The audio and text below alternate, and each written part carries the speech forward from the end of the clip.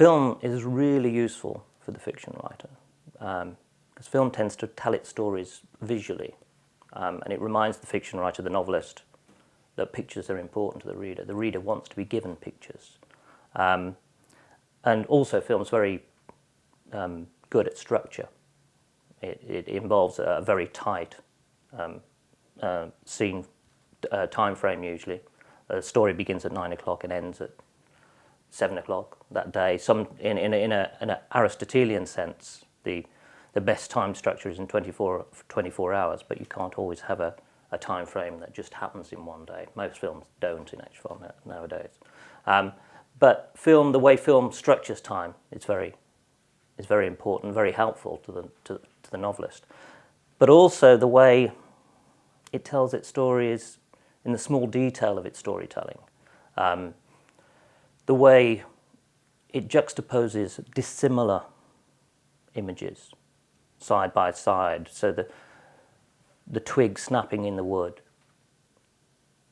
is set beside the scene of a rabbit pricking up its ears and looking alert in the field.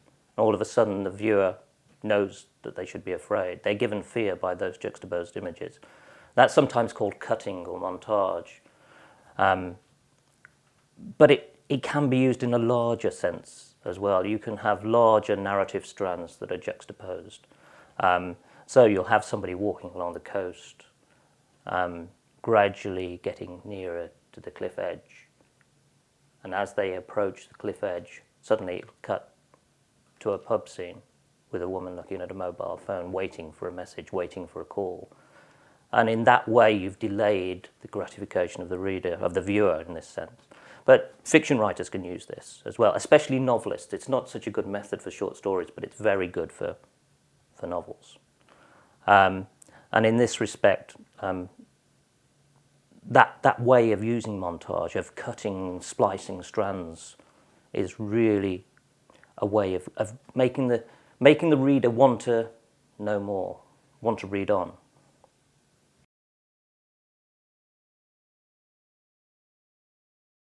Well, radio's underrated, I think. Radio is one of those mediums where it's compared to film or stage,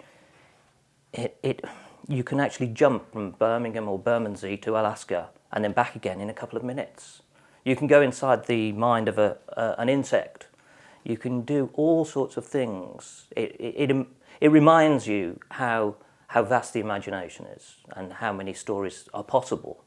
But I suppose it's most similar to the novel in form as well, because there's a great interiority there.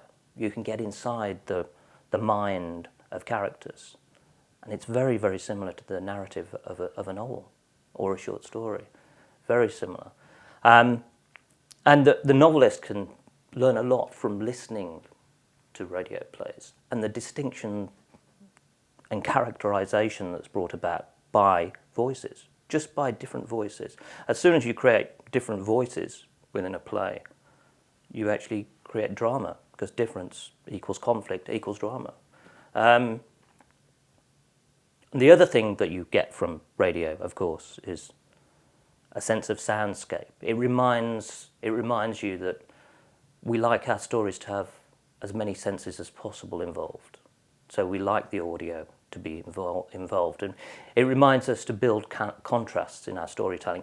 And one thing I think is important for the storyteller, the novelist, the short story writer, is that they should actually try and look at the scripts of radio plays, of films, and of stage plays, not just listen to the performances or watch performances, but actually look at the scripts and even try and adapt their own stories.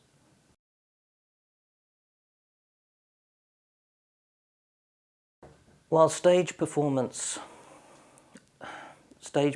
always reminds us, going to see a play in a theatre always reminds us of the transformative qualities of drama. But it also reminds us that stories aren't told easily in a straightforward progression. Plays tell us about dramatic action. Dramatic action isn't a sequence of events one after the other. Dramatic action is a bit more complicated than that. There's a flow towards an end, but there's an ebbing as well in between. It's like a tide. That's one of the strongest analogies I've ever come across for the dramatic action. It's like a movement forward and then a little bit back. And this is manifest in many things in the drama, on stage. But most of all, I think it's manifest in characters, their actions, their physical actions. And part of their physical actions, of course, is their dialogue, the way they speak. And you watch any stage play and you'll see this ebbing and flowing in the speech patterns. They're not climactic all the time. There's some ebbing and there's some flowing, and there's a movement, there's a rhythm and pace, and that's what you get from going to watch stage plays. But also stage plays, they've got this amazing ability to tell stories without any props in a non-naturalistic sense. It's what I call bare stage storytelling. So any novelist would benefit from trying to adapt their story on a bare stage with two characters. Can you tell the story on a bare stage with no props, no furniture, no bookcases, no sofas? Can you tell the story in that circumstance? And by so doing, they might not want to write that play eventually, but they'll find out what the core ingredients of their story are, what the essential parts of the story they're trying to tell are. Because we all know when we're trying to tell a story, sometimes we get cluttered. We want to include everything, and the actual vital ingredients get lost. The actual essence of the story can get lost. So trying to write it in that way, with no extraneous detail, is a very, very good exercise.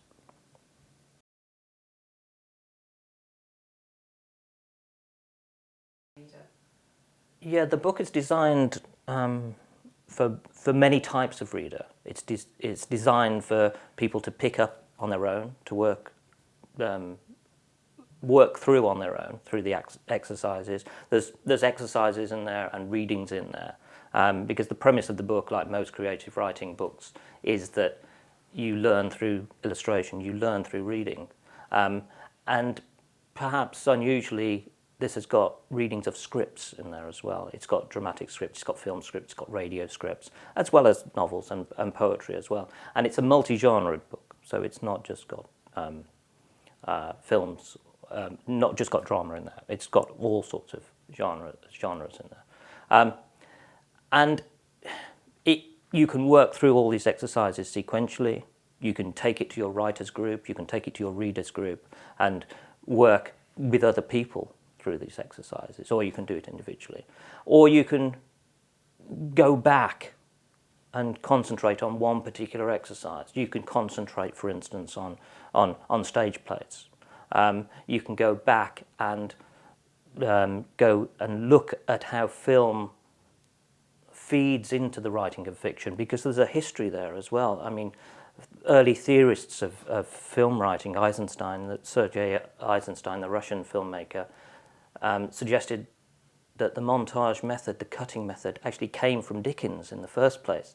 So there's a reciprocal relationship between fiction and filmmaking.